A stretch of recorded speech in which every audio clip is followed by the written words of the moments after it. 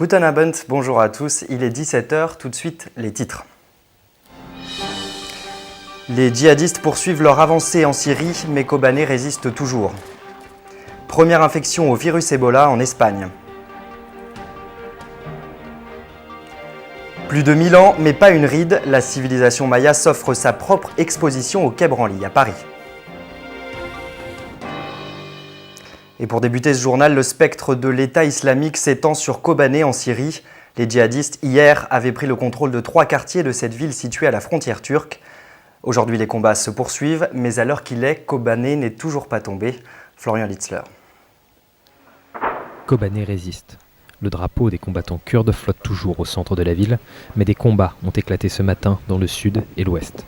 À l'est, les 2 drapeaux noirs plantés par l'État islamique pour marquer les 3 quartiers dont il s'était emparé lundi sont toujours là. Ici, du côté turc, les Kurdes se réunissent pour venir en aide à Kobané, mais les gardes frontières leur refusent le passage. Ils ne peuvent que regarder.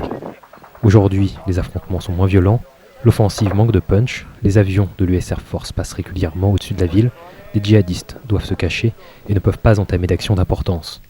5 attaques aériennes ont eu lieu depuis ce matin, contre 1 par jour en moyenne depuis le début de la bataille. Alors le répit vient du ciel, mais d'où viendra le salut ? Pas du voisin turc pour le moment. À 5 km de Kobané, les canons turcs pointés vers les assaillants djihadistes depuis plusieurs jours restent silencieux. L'autorisation par le Parlement d'une possible action militaire contre l'État islamique n'a rien changé. Ankara hésite. Les défenseurs turcs de la ville sont proches du Parti des travailleurs du Kurdistan, l'ennemi juré de la Turquie. Mais cette fois, nécessité fera peut-être loi. L'État islamique à sa porte, le président turc Erdogan a déclaré cet après-midi que le seul moyen d'enrayer la terreur était la coopération terrestre avec les Kurdes. Sans appui au sol, les assiégés ont peu de chances de s'en sortir, faute d'armes lourdes. Kobané tombera si les djihadistes attaquent en force.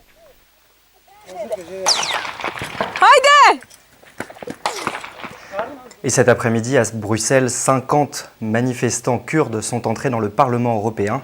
Ils demandent plus de fermeté face aux djihadistes et ont sollicité un entretien avec Martin Schulz, le président du Parlement. Et j'ajoute qu'en France, le Parti communiste, lui, a appelé à un rassemblement pour soutenir les combattants kurdes ce soir à 19h près des Invalides à Paris. Le Kenya mobilise ses voisins pour lutter contre le groupe islamiste Boko Haram. Les présidents du Nigeria, du Tchad et du Bénin se sont réunis aujourd'hui à Niamey. Boko Haram, souvenez-vous, ce groupe avait créé l'effroi en kidnappant 270 lycéennes le 14 avril dernier au Nigeria. De nombreuses personnalités s'étaient mobilisées, notamment sur Twitter, en postant des photos. Mais malgré cette mobilisation, aujourd'hui, les familles restent toujours sans nouvelles. Christophe Carnino. Ce sont les dernières images des 200 lycéennes enlevées au Nigeria le 14 avril dernier.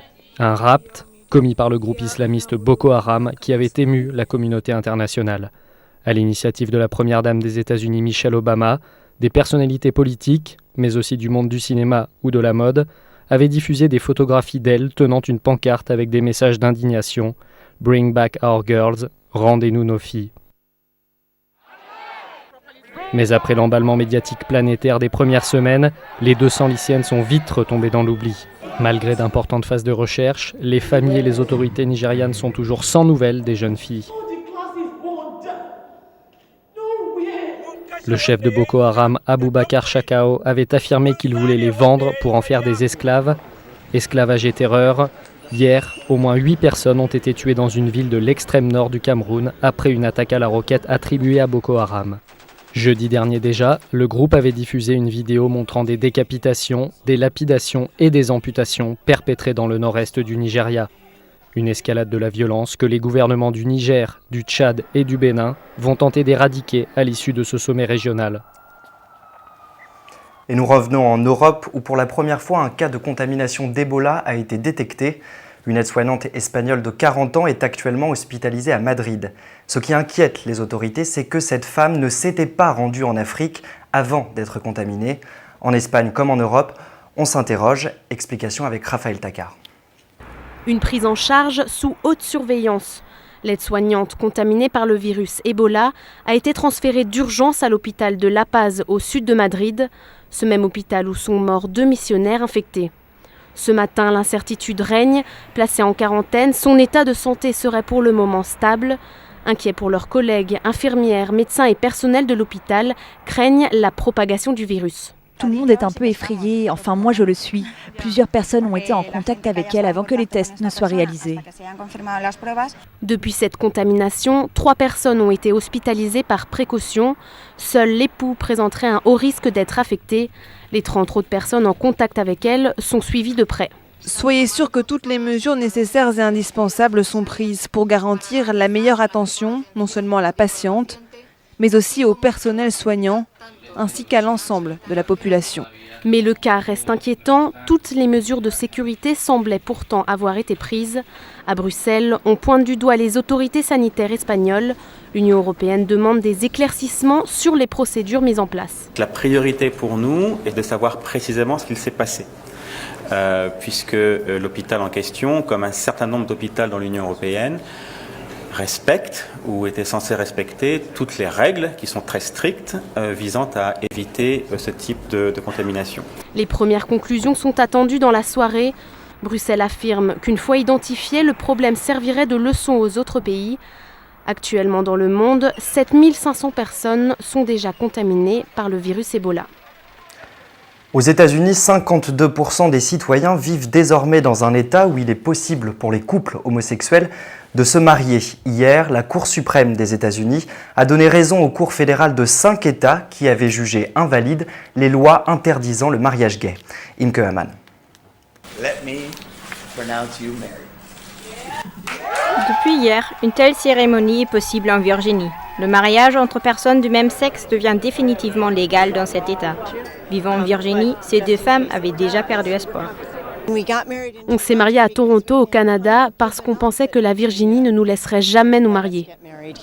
La Cour suprême américaine a validé pour 5 États cette loi, approuvant les mariages de même sexe. Jusqu'à lundi, seuls 19 États les autorisaient. Maintenant, 5 autres en font partie.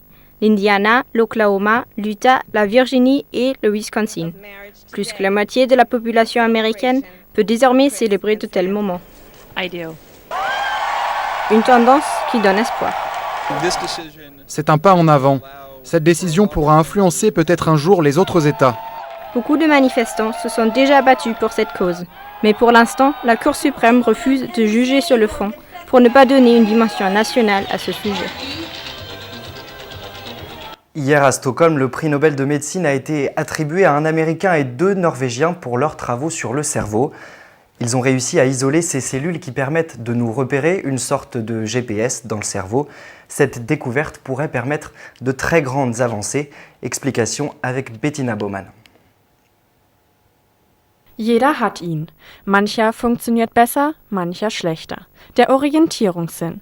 Nun ist auch das Geheimnis um die im Hirn verantwortlichen Zellen gelüftet. John O'Keefe aus den USA und das Ehepaar May-Britt und Edvard Moser aus Norwegen erhielten dafür den Medizinnobelpreis. Ich stehe immer noch unter Schock. Wenn ich den Eindruck vermittle, geschockt zu sein, dann, weil ich es auch bin. Es ist eine großartige Auszeichnung, die höchste, die man bekommen kann. Den Grundstein für diesen Erfolg legte O'Keefe schon in den 70ern. Bei Ratten entdeckte er Nervenzellen, die aktiv werden, wenn die Tiere an einen bekannten Ort kommen. Place Cells nennt er sie. Tatsächlich ist es das gleiche System, wie es das GPS benutzt und das es erlaubt, sich in einem Bereich oder auf der Erde zurechtzufinden. Als wichtigster Fortschritt der Neurowissenschaften in diesem Jahrhundert gilt die Entdeckung unseres integrierten Navis. Die neuen Erkenntnisse über die Koordinatenzellen wecken vor allem Hoffnungen für die Therapie von Alzheimer. Michael Phelps, le nageur américain aux 22 médailles olympiques, aurait certainement préféré que l'on parle de lui pour d'autres exploits. Il a en effet récemment été arrêté pour conduite en état d'ivresse. Conséquence, la Fédération américaine de natation, l'a suspendu pour 6 mois au moins. Julien Bigard. Michael Phelps, acclamé sur un podium, voilà une image qu'on ne reverra pas pendant quelques temps. L'Américain a été arrêté la semaine dernière pour conduite en état d'ébriété aux États-Unis. Ivre, le nageur roulait aussi 60 km/h au-dessus de la limite autorisée. Résultat, la Fédération américaine de natation a décidé de le suspendre de toute compétition nationale pour une durée de 6 mois. Il ne participera pas non plus aux mondiaux de Kazan, en Russie en août prochain, avec les États-Unis. Un énorme coup dur pour Phelps. Le sportif le plus titré de l'histoire olympique prévoyait de faire son retour sur la scène internationale pour les mondiaux 2015, 3 ans après avoir annoncé sa retraite à Londres. Le nageur de 29 ans risque en plus de voir ses nombreux sponsors le quitter. Il a annoncé ce dimanche sur Twitter qu'il allait entrer en cure de désintoxication.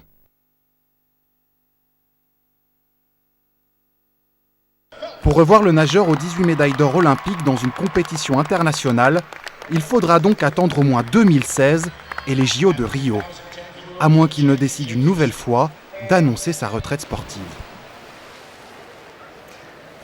Les amis, ce que vous aimez revient bientôt. Voilà comment le retour de la série culte des années 90 Twin Peaks a été annoncé aux fans aujourd'hui sur Twitter. L'auteur de cette petite bombe, David Lynch, le créateur de la série. Les fans exultent, voilà bientôt 25 ans qu'ils attendaient. On voit tout cela avec Alix Van P. Twin Peaks est de retour. À l'issue de 2 saisons pleines de rebondissements, une phrase culte de l'héroïne avait nourri l'espoir des fans. Je te reverrai dans 25 ans. Voici la dernière apparition de David Lynch, acclamé devant une salle comble pour la diffusion de scènes coupées de la série. Supplié par les fans de Twin Peaks, le réalisateur n'avait pas encore annoncé l'heureuse nouvelle, mais il avait laissé planer le doute. I love Twin Peaks and its world. Depuis, la diffusion de cette vidéo sur son compte Twitter a fait l'effet d'une bombe. Le retour de la série est programmé pour 2016 sur Showtime, chaîne américaine qui a diffusé Homeland et Dexter. Twin Peaks, la petite ville du nord de Washington inventée par Mark Frost et David Lynch, revient sur vos écrans. Tout débute lorsque le cadavre d'une jolie lycéenne est retrouvé au bord d'une rivière. La série retrace l'enquête du FBI pour comprendre le drame.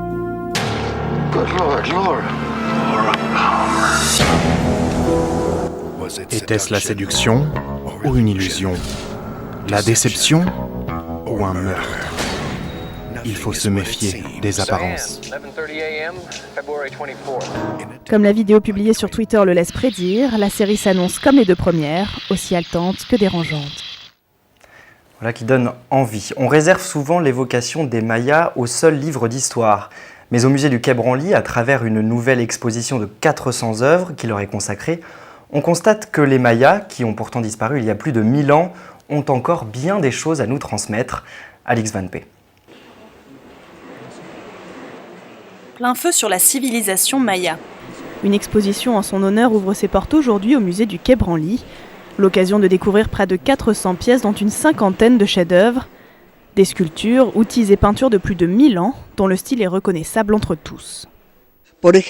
Par exemple, dans la peinture, les Mayas sont les seuls à parvenir à représenter la profondeur. Ils ont créé des pigments merveilleux, comme par exemple le bleu maya qui perdure depuis. Une culture qui perdure notamment grâce à sa modernité. Et pour les plus gourmands, en plus de leurs œuvres d'art, les Mayas ont légué des recettes de chocolat.